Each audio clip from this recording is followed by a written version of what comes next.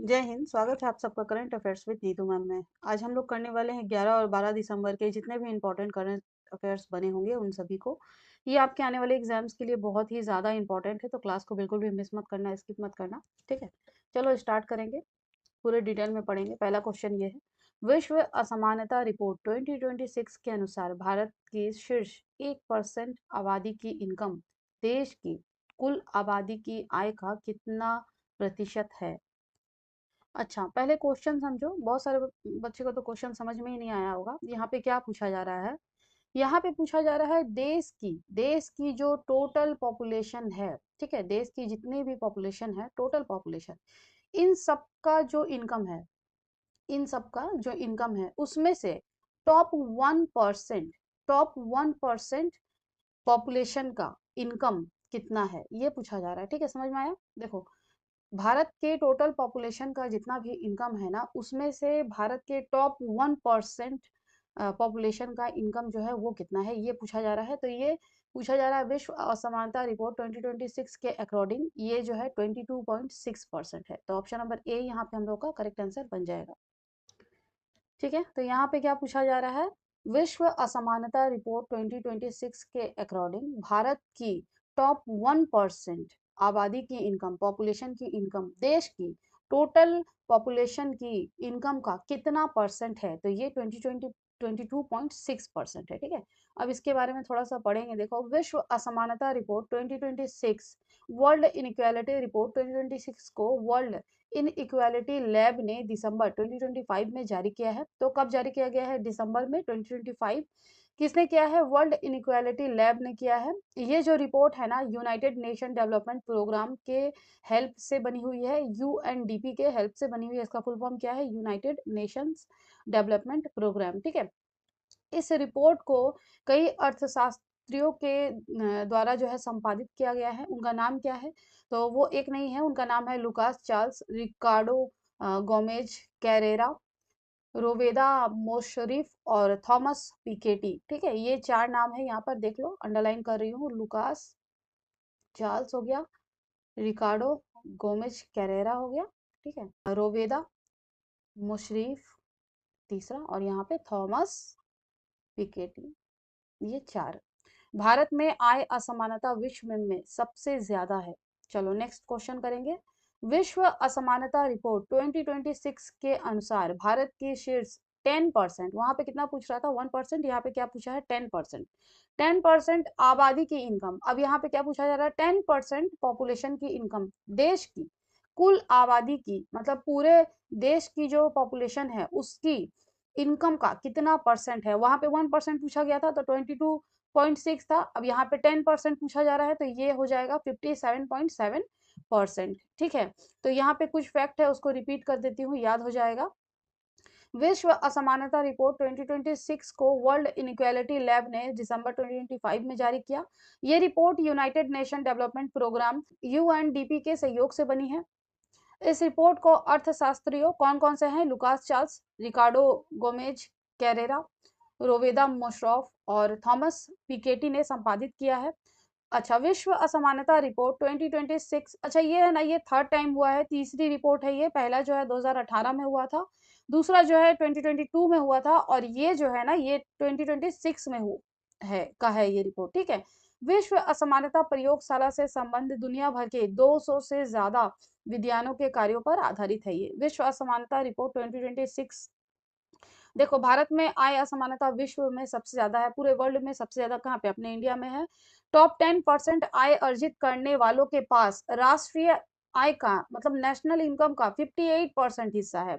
पूरे national income का कितना हिस्सा है? 58%। जबकि निचले वाले तबके के जो है 50% लोग, उनके पास केवल 15% है। ठीक है, उनको सिर्फ 15% प्राप्त होता है, किसका? राष्ट्रीय आय का। ठीक है, भारत में धन असमानता और भी ज्यादा है, जहां सबसे धनी जो है 10% लोगों के पास टोटल संपत्ति का लगभग 65% हिस्सा है, और टॉप 1% लोगों के पास क्या है? 40% हिस्सा है।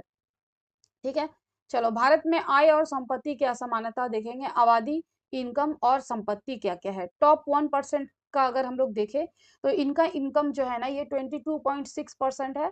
40.1 परसेंट संपत्ति, ठीक है।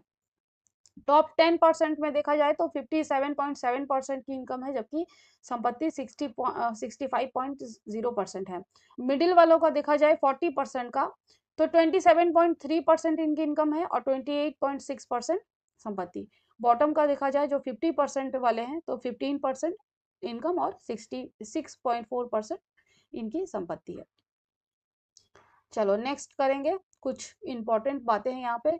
इससे पहले की विश्व असमानता रिपोर्ट 2022 के अकॉर्डिंग भारत में शीर्ष 10% लोगों के पास कुल राष्ट्रीय आय का यानी टोटल नेशनल इनकम का 57% हिस्सा था, जबकि निचले 50% लोगों का हिस्सा 2021 में 13% था। कितना था? 13%। ये कब की बात करी गई है? 2022 की बात करी गई है, ठीक है। वैश्विक स्तर पर असमानता की क्या स्थिति है, अब हम लोग ये जानेंगे थोड़ा सा। 50% वाले जो लोग आते हैं ना, इनकी टोटल संपत्ति से 3 गुना ज्यादा धन जो है वो दुनिया के सबसे धनी 0.001% के पास है। यानी कि 56,000 लोगों के पास निचले 4 अरब लोगों से 3 गुना ज्यादा धन है, ठीक है। समझ में आ रहा है? जिसको समझ में नहीं आएगा वो कमेंट कर सकते हैं। 56,000 लोगों के पास निचले 4 अरब लोगों से 3 गुना ज्यादा धन है, समझ लो, ठीक है। जो 4 अरब लोग हैं ना, 4 अरब लोग के पास जितना धन है उससे 3 गुना ज्यादा जो है वो 56,000 लोगों के पास है। सेकंड पॉइंट देखेंगे, सब दुनिया की सबसे अमीर 10% आबादी के पास 75% धन है, जबकि निचले 50% के पास सिर्फ और सिर्फ 2% धन है।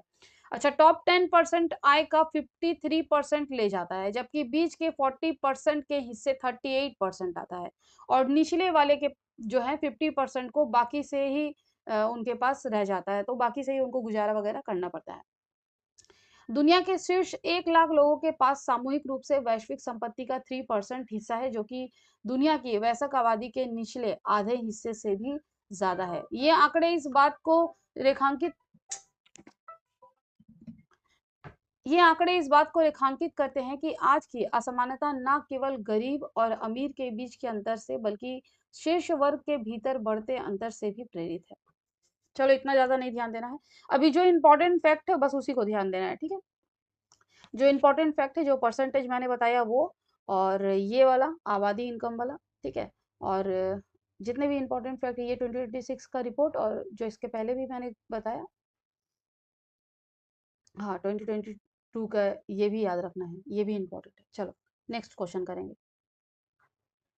बहुत कुछ पढ़ना होता है, तो जो इंपॉर्टेंट फैक्ट है उसी को याद रखा करो, वरना बहुत कुछ पढ़ जाने के चक्कर में इस एग्जाम में सब कुछ गोल हो जाएगा। इसलिए बस उतना ही पढ़ो जो एग्जाम में आता है, ठीक है। जो एग्जाम में आएगा, विद्वान तो बनना नहीं, एग्जाम क्लियर करना है, तो उसी हिसाब से पढ़ना। ट्रम्प की मध्यस्थता से रवांडा और किस देश के बीच एक शांति समझौता हुआ है, जिससे वहां 30 वर्ष पुराना संघर्ष खत्म होने की उम्मीद बनी है। यानी कि 30 सालों से पुराना संघर्ष चल रहा है और ये खत्म होने की उम्मीद जो है वो बनी है ट्रम्प की मध्यस्थता से। और रवांडा है, और कौन सा देश है? रवांडा और कांगो लोकतांत्रिक गणराज्य, DRC, ठीक है। ऑप्शन नंबर बी यहाँ पे हम लोग का करेक्ट आंसर बन जाएगा। अब जानते हैं कुछ इंपॉर्टेंट फैक्ट। अमेरिकी राष्ट्रपति डोनाल्ड ट्रंप ने 4 दिसंबर 2025 को 2 अफ्रीकी देशों के बीच ये समझौता कराया। कौन कौन से देश है? कमेंट करो। रवांडा के राष्ट्रपति पॉल कागामे और DR राष्ट्रपति, क्या नाम है उनका? फेलिक्स तशीशेकेदी ने समझौते पर हस्ताक्षर किए, ठीक है। रवांडा के राष्ट्रपति और DRC के राष्ट्रपति, क्या नाम है? पॉल कागामे और फेलिक्स तशीशेकेदी। ट्रंप ने कहा कि ये समझौता जो है ना, अमेरिकी कंपनियों के लिए मध्य अफ्रीका के रेयर अर्थ मिनरल्स तक पहुंच का मार्ग खोलेगा, ठीक है। मतलब कि अफ्रीका के रेयर अर्थ मिनरल्स तक पहुंचने का मार्ग जो है ये खोलेगा समझौता जो करवाया गया है दोनों के बीच में। हालांकि इस समझौते के बावजूद पूर्वी कांगो में जमीन पर हिंसा जारी है अभी भी। DRC दुनिया के सबसे समृद्ध खनिज संसाधन वाले देश में से एक है, लेकिन इन संसाधनों के कारण देश में हिंसा, मानवाधिकार हनन और राजनीतिक अस्थिरता बनी हुई है। ठीक है, अब थोड़ा सा इसके इतिहास के बारे में जानेंगे कि ये जो लड़ाई है कब से चल रही है, क्या है इसके कारण। कॉन्गो दशकों से लड़ाई से त्रस्त कैसे है, पढ़ेंगे इसके बारे में, थोड़ा जानेंगे। अफ्रीकी देश कॉन्गो, ये जो है ना पिछले कई सालों से जो लड़ाइयाँ चल रही है, जहाँ 100 से ज्यादा हथियारबंद समूह जो है वहां पे एक्टिव है, सक्रिय है। कॉन्गो जो है इससे बहुत ज्यादा त्रस्त है। पॉइंट बाय पॉइंट बता रही हूँ, पॉइंट आप लोग पढ़ लेना, मैं समझा समझा के आप लोगों को बता देती हूँ, ठीक है। 1994 की बात है। 1994 में पड़ोसी देश रवांडा में क्या हुआ था, नरसंहार हुआ था। नरसंहार के बाद कई मलेशियाई जो हथियार बंद बंद गुट होते हैं, कॉन्गो के पूर्वी हिस्से में आ गए और यहाँ के मूल निवासियों के साथ बहुत ज्यादा हिंसा किया गया। बहुत ज्यादा इन्होंने हिंसा किया, लाखों लोग मारे गए या फिर भागने पर भी बहुत सारे मजबूर हो गए। जब रवांडा से जुड़े तुत्सी समूह के खिलाफ कार्रवाई की गई तो डर के कारण से बहुत सारे क्या, लगभग 20 लाख लोग जो है ना कांगो के अलग अलग इलाकों में जाकर भागकर छुप गए, वहां पर रहने लगे, शरण ले लिया उन लोगों ने। कांगो की सेना और अधिकारियों पर आरोप लगाया गया उसके बाद कि इन्होंने भी हिंसा में हिस्सा लिया है और वहां के विद्रोही समूह को समर्थन दिया है। ऐसा होता ही है। तो अभी ना सबसे ज्यादा ताकतवर विद्रोही समूह जो है वो M23 है, जिसने 2025 तक गोमा और बुतेम्बो जैसे बड़े शहरों के आसपास के जो भी इलाके हैं उन सब पर अभी कब्जा जो है वो कर लिया है, बढ़ा लिया है, जिसकी वजह से सिचुएशन और भी ज्यादा बिगड़ गई है।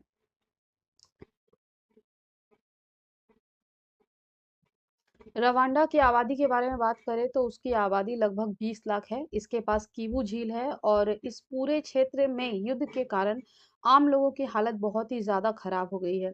घर छोड़कर लोग जो है वो भाग रहे हैं, खाना दवा इन सब की वहां पे कमी हो रही है, ठीक है।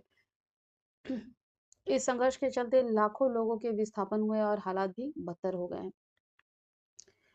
नेक्स्ट अब कुछ इंपॉर्टेंट, ये तो कहानी थी, इंपॉर्टेंट फैक्ट अब यहाँ पे हम लोग पढ़ेंगे। और वहां पे जो मैंने बताया M23 विद्रोही समूह, और ये याद रखना है आप लोगों को, ठीक है। कीवू झील याद रखना है। चलो, कोबाल्ट, DRC दुनिया का सबसे बड़ा कोबाल्ट उत्पादक देश है। वैश्विक उत्पादन का लगभग 70% है इसके पास। इसका उपयोग इलेक्ट्रिक वाहनों, ईवी की बैटरियों, स्मार्टफोन और लैपटॉप बैटरियों, विमान और सैन्य उपकरणों में होता है, ठीक है। नेक्स्ट है तांबा, कॉपर। DRC दुनिया के सबसे बड़े तांबा उत्पादक देशों में से एक है। इसका यूज जो है ना बिजली के तार और केबल, कंस्ट्रक्शन, इंफ्रास्ट्रक्चर, इलेक्ट्रॉनिक्स उपकरणों में किया जाता है। कोल्टन की बात करें, DRC में दुनिया का लगभग 60% कोल्टन भंडार है। इसका उपयोग मोबाइल फोन, लैपटॉप और अन्य इलेक्ट्रॉनिक उपकरणों, एरोस्पेस और चिकित्सा उपकरणों में भी होता है। टंगस्टन के बारे में बात करें तो DRC में बड़ी मात्रा में टंगस्टन पाया जाता है। इसका यूज औद्योगिक मशीनरी, रोशनी के बल्ब और इलेक्ट्रॉनिक चिप्स, हथियार निर्माण में यूज किया जाता है इसको। टीन की बात करें तो इसका यूज जो है खाद packaging, canning, electronic circuit board, soldering, धातु जोड़ने की प्रक्रिया में किया जाता है। हीरा, डायमंड्स की बात करें तो DRC दुनिया में औद्योगिक हीरो का सबसे बड़ा उत्पादक देश है। इसका उपयोग जो है ना ज्वेलरी में किया जाता है, औद्योगिक कटिंग और ड्रिलिंग उपकरणों में भी होता है। गोल्ड की बात करें तो DRC में सोने के बड़े भंडार है, खास करके पूर्वी क्षेत्र में इसका यूज जो है ना आभूषण बनाए जाते हैं, निवेश के लिए, इलेक्ट्रॉनिक्स और चिकित्सा उपकरणों में भी किया जाता है। देखो, रवांडा समर्थित संगठन की हिंसा तो रुकी नहीं है अभी भी, जैसा कि मैंने पढ़ाया तुम लोग को, लेकिन और जो न्यूज में है, लेकिन ट्रम्प के द्वारा जो समझौते हुए हैं इसकी वजह से DRC को अपने खदान का बड़ा हिस्सा अमेरिकी कंपनियों के हवाले करना पड़ेगा, ये तो तय है। चलो नेक्स्ट क्वेश्चन करेंगे, क्वेश्चन नंबर 4। दुनिया में पहली बार किस देश ने 16 साल से कम उम्र के बच्चों के लिए सोशल मीडिया पर प्रतिबंध लगा दिया है? इसका आंसर बन जाएगा ऑस्ट्रेलिया। ऑप्शन नंबर बी यहाँ पे हम लोग का करेक्ट आंसर बन जाएगा। सही किया है, वरना सोशल मीडिया के चक्कर में आजकल पढ़ाई लिखाई तो गोली हो गई है बच्चों की।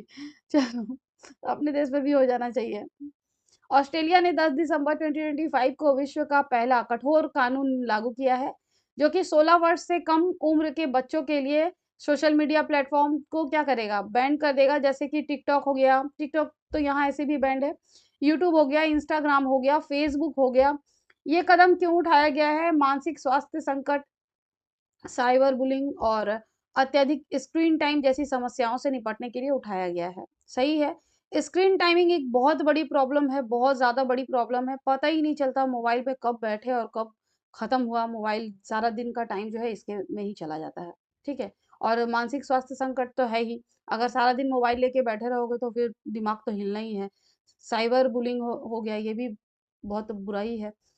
मुख्य तथ्य और घटनाक्रम देखेंगे। ऑस्ट्रेलिया का नया कानून 2024 में पारित हुआ था और 10 दिसंबर 2025 से लागू हुआ है।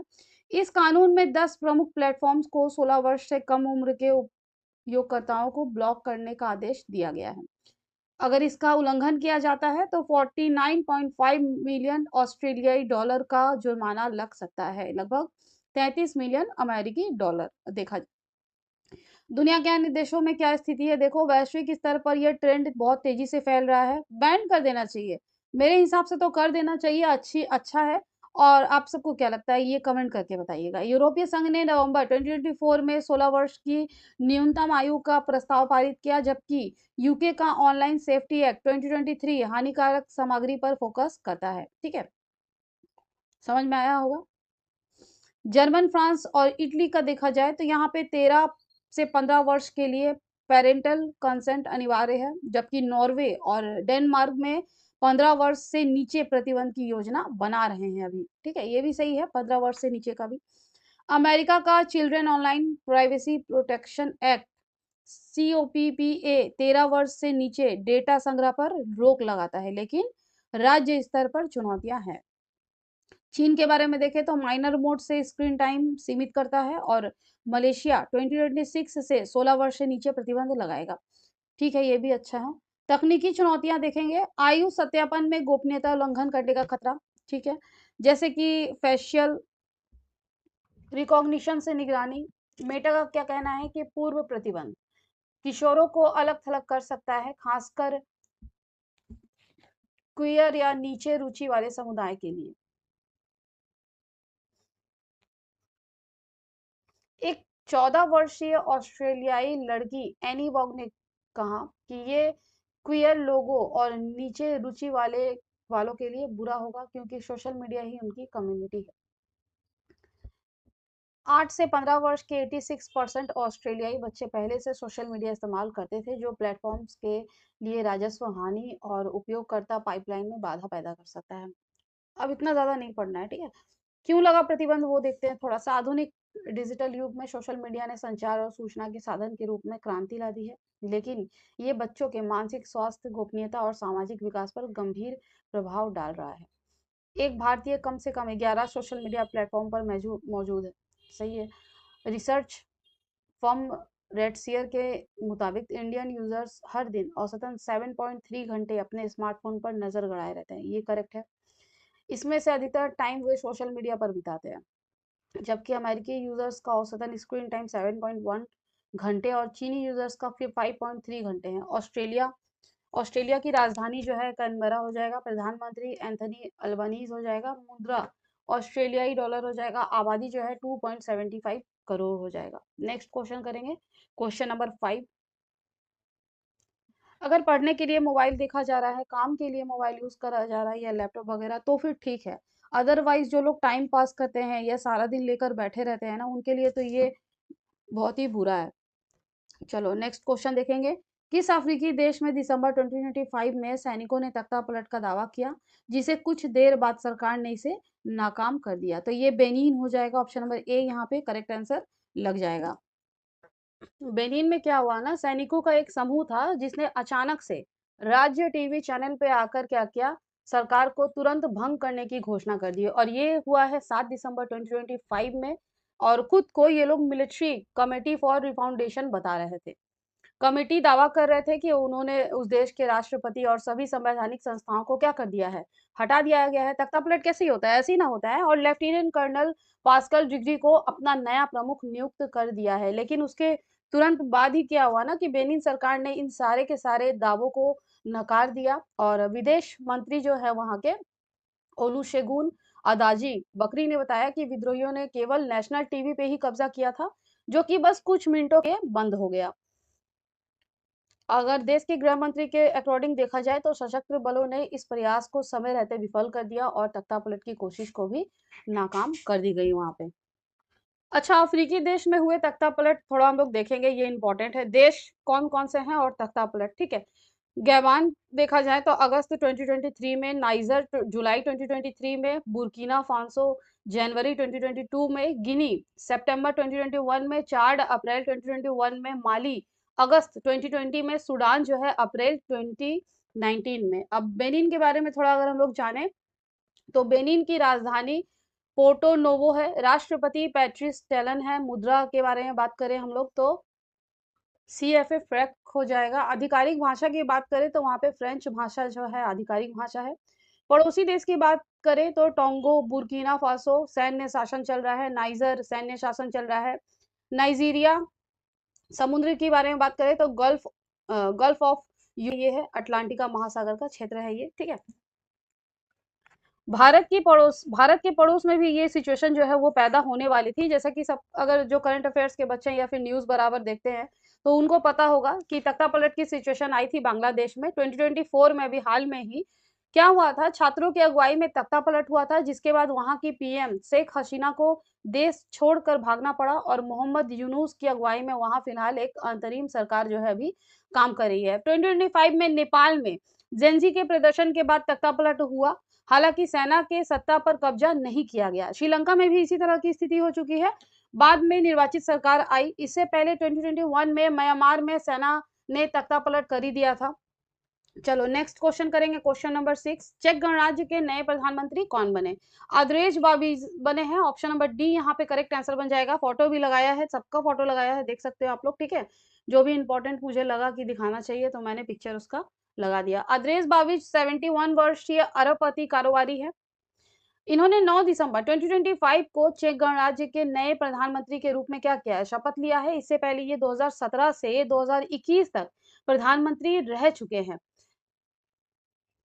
लगभग 200 कंपनियों के मालिक हैं ये एग्रोफर्ट समूह के अंतर्गत। इन्होंने सार्वजनिक रूप से घोषणा की है कि ये अपने प्रमुख व्यवसायों से छुटकारा पा लेंगे ताकि उन्हें निजी लेन-देन और उनकी राजनीतिक स्थिति से उत्पन्न होने वाली हितों के टकराव से बचा जा सके। चेक गणराज्य के बारे में थोड़ा जानेंगे। इसकी राजधानी है प्राग, राष्ट्रपति है पेट्र पावेल, प्रधानमंत्री तो अभी पढ़ाया ही। मुद्रा जो है चेक कोरोना। और पड़ोसी देश के बारे में बात करें तो जर्मन है, पोलैंड है, स्लोवाकिया है, ऑस्ट्रिया है। चलो नेक्स्ट क्वेश्चन करेंगे, क्वेश्चन नंबर 7। भारत ने लगातार तीसरी बार स्क्वैश वर्ल्ड कप की मेजबानी की, तो वर्ष 2025 में ये किस शहर में आयोजित हुआ? ये चेन्नई में हुआ है, ऑप्शन नंबर बी यहाँ पे हम लोग का करेक्ट आंसर बन जाएगा, देख लो। ये टूर्नामेंट है ना 10 से 14 दिसंबर 2025 तक SDAT स्टेडियम जो कि चेन्नई में है वहां पर आयोजित होगी। तो इसमें बहुत ज्यादा कुछ इंपॉर्टेंट अभी था नहीं, आगे क्वेश्चन में जब आएगा तो मैं बता दूंगी, तो इसके लिए हेडेक लेने की जरूरत नहीं है। नेक्स्ट क्वेश्चन करेंगे, क्वेश्चन नंबर 8। सशस्त्र सेना झंडा दिवस कब मनाया जाता है? हर साल ये 7 दिसंबर के दिन मनाया जाता है। ऑप्शन नंबर डी यहाँ पे करेक्ट आंसर हम लोगों का बनेगा।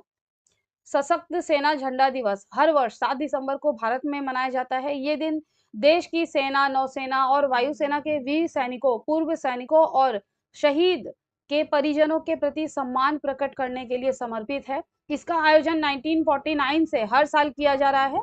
उस वर्ष भारत सरकार ने सैनिक कल्याण के लिए धन जुटाने की व्यवस्था के रूप में ये दिन घोषित किया था। चलो क्वेश्चन नंबर 9 करेंगे। अंतरराष्ट्रीय नागरिक उड्डयन दिवस कब मनाया जाता है? International Civil Aviation Day celebrated 7 दिसंबर हो जाएगा। ऑप्शन नंबर डी यहाँ पे हम लोग का करेक्ट आंसर बनेगा।